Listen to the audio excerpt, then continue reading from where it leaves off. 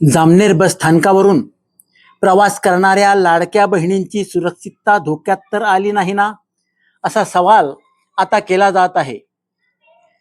आज जामनेर बस स्थानकावर दुपारी 2 वाजेच्या सुमारास बोदवडकडे जाणाऱ्या एसटीत चढत असताना एका महिलेच्या पर्समधून सुमारे 1.25 लाखाचे दागिने चोरट्याने लांबविल्याने महिलांच्या सुरक्षिततेबाबत पुन्हा प्रश्नचिन्ह निर्माण झाले आहे.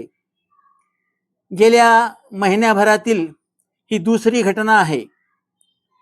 या बस स्थानकावर CCTV कॅमेरे बसवावे अशी मागणी सर्वच स्तरातून केली जात आहे. पोलिसांनी देखील याबाबत पाठपुरावा केला आहे.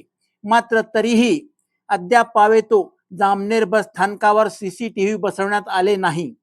यामुळेच की काय चोरट्यांना फावत आहे. किरकोळ चोऱ्या नेहमीच होतात, मात्र महिलांच्या पर्समधून सोन्याचे दागिने लंपास होण्याच्या घटना वाढल्याने महिला प्रवाशांमध्ये भीती निर्माण झाली आहे. प्रशासनाने, एसटी प्रशासनाने, नगरपालिकेने आणि पोलीस प्रशासनाने एकत्रित विचार करून याबाबत काहीतरी ठोस कारवाई केली पाहिजे अशी मागणी आता पुढे होत आहे.